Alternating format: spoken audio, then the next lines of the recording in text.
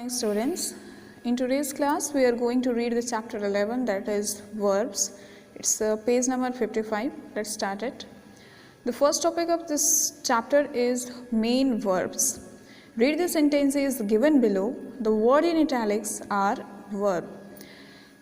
Parts of speech chapter में हमने verb के बारे में इंट्रोडक्शन पढ़ा था कि verb क्या होता है, लेकिन इस चैप्टर में हम लोग डिटेल में पढ़ने वाले हैं वर्ब के बारे में। तो सबसे पहले मेन वर्ब के बारे में जानते हैं कि मेन वर्ब क्या होता है। तो एग्जांपल जैसे दिया हुआ है, Vinod repaired the TV. Vinod ने टीवी रिपेयर करवाया। कोई चीज़ जब ख़राब हो जाती है तो कहते हैं ना कि इसको रिपेयर करवा के लाओ, इसको रिपेयर करवाना है। तो रिपेयर मतलब उसको ठीक करना। तो काम जो यहाँ पर हो रहा है वो कौन सा काम हो रहा है? रिपेयरिंग का काम हो रहा है। इसीलिए रिपेयर जो है ये मेन वर्ब है। अ बर्ड फ्लाइज, एक चिड़िया उड़ रही है। तो चिड़िया जो काम कर रही है, वर्ब मतलब काम।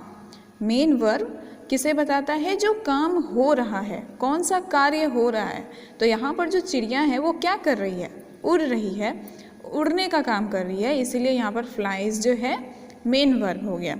वर्ब के बारे में डेफिनेशन जो हमने पढ़ा था कि वर्ब जो है एक्शन को बताता है और साथ में सब्जेक्ट के स्टेट को बताता है। सब्जेक्ट के स्टेट को बतलाने का क्या मतलब है? उसकी अवस्था को बताता है कि सब्जेक्ट जो है वो जो काम कर रहा है वो काम क्या प्रेजेंट में हो रहा है या फिर पास्ट में हुआ था या फिर वो फ्यूचर में करने वाला है, राइट।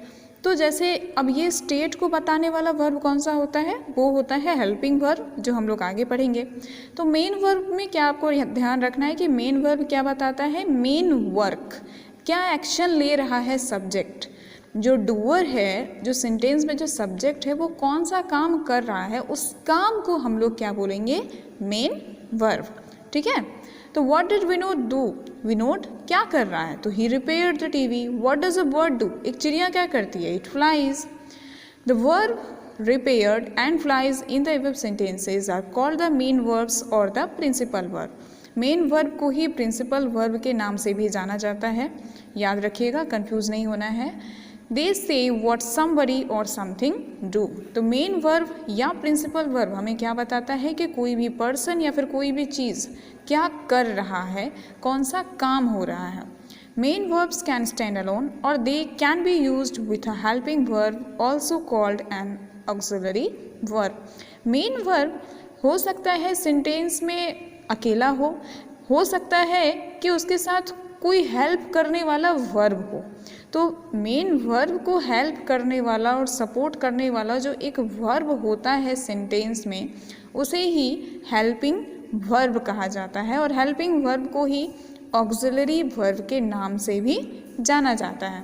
तो इस चीज़ को ध्यान रखना कि मेन वर्ब को ही प्रिंसिपल वर्ब कहते हैं, हेल्पिंग वर्ब को ही ऑक्सिलरी वर्ब कहते हैं, राइट। अब आते हैं हेल्पिंग वर्ब पे। हेल्पिंग वर्ब हेल्प और support the main verb in different ways. Helping verb main verb को अलग अलग तरीके से सपोर्ट करता है। अब कैसे सपोर्ट करता है?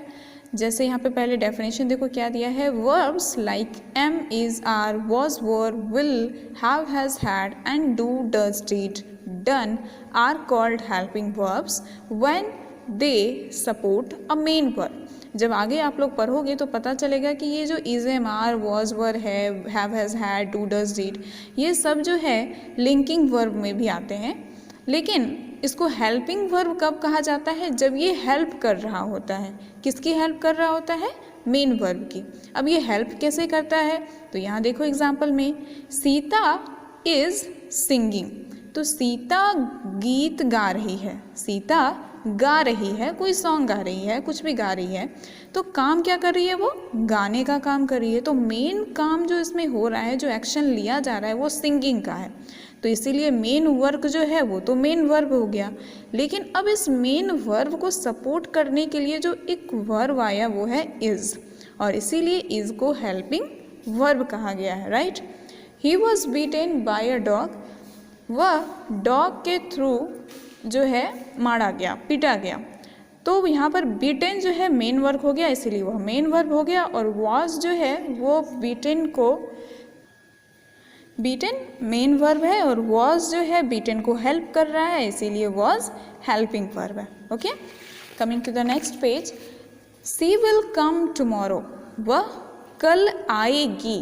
तो यहाँ पर जो है हेल्पिंग वर्ब आप ये भी देख रहे होंगे कि विल हमें एक स्टेट भी बता रहा है. किसका स्टेट बता रहा है? सब्जेक्ट का, कि सब्जेक्ट की अवस्था क्या है. वह सब्जेक्ट जो है जो काम कर रहा है, क्या वो प्रेजेंट में कर रहा है या फिर वो काम पहले ही हो चुका है या फिर वो करने वाला है. तो विल हम लोग सब जानते हैं फ्यूचर को डिनोट करता है. तो हम यहाँ पर इस हेल्पिंग वर्ब को देख करके वर्ब का स्टेट भी पता कर लेते हैं कि काम जो है फ्यूचर में होने वाला है. जैसे यहाँ पर ये देख लो, the book has been found. तो मेन वर्ब जो है वो तो फाउंड हो गया, खोजा गया. उस काम बुक जो है उसको खोजा गया और बुक अब पा लिया गया है. तो मेन काम हो गया फाउंड और उसको हेल्प कर रहा है हैज़ बीन. तो हैज़ बीन हम पास्ट के लिए यूज़ करते हैं. तो मतलब ये हुआ कि जो चीज़ है यहाँ पर बुक्स क्योंकि थिंग्स के कैटेगरी में आता है, तो जो सब्जेक्ट कह लो, नाउन तो है ना बुक, सब्जेक्ट हमेशा नाउन ही होता है. तो यहाँ जो सब्जेक्ट है उसका स्टेट क्या हो जाएगा? पास्ट. डू यू सिंग, क्या तुम गाते हो. तो गाना जो है, सिंग जो है मेन वर्ब हो गया और डू ये हेल्पिंग वर्ब हो गया जो कि सिंग को सपोर्ट कर रहा है. ओके, तो इस तरह से 10 verbs like is, am, are, was, were, will, have, has, had, do, does, did, done support a main verb and hence they are called helping verb. तो ये सारे जो वर्ब हैं ये मेन वर्ब को सपोर्ट करते हैं, इसीलिए इनको हेल्पिंग वर्ब्स कहा जाता है.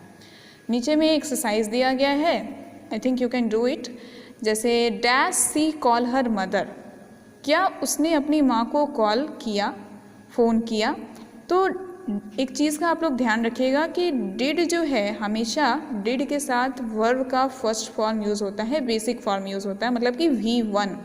तो did she call her mother, क्या उसने अपनी माँ को कॉल किया. ठीक है, तो डिड हो जाएगा यहाँ पे. Dash your aunt coming tomorrow, क्या तुम्हारी आंटी कल आ रही है. तो सबसे पहला देखो, ऑप्शन से भी आप चेक कर सकते हो. जैसे यहाँ पर डिड लिखा हुआ है और यहाँ पर वर्ब का फॉर्म देखो तो V4 लिखा हुआ है. तो डिड का यूज़ तो हम करेंगे नहीं, क्योंकि डिड अगर होगा तो यहाँ पर कम होना चाहिए था, कमिंग नहीं होगा. Right. Is your aunt coming tomorrow, तो बात आने वाले कल की हो रही है. ठीक है, बात आने वाले कल की हो रही है. तो हैड भी नहीं होगा क्योंकि हैड तो हम पास्ट में यूज़ करते हैं. तो यहाँ पर क्या आ जाएगा? Is your aunt coming tomorrow.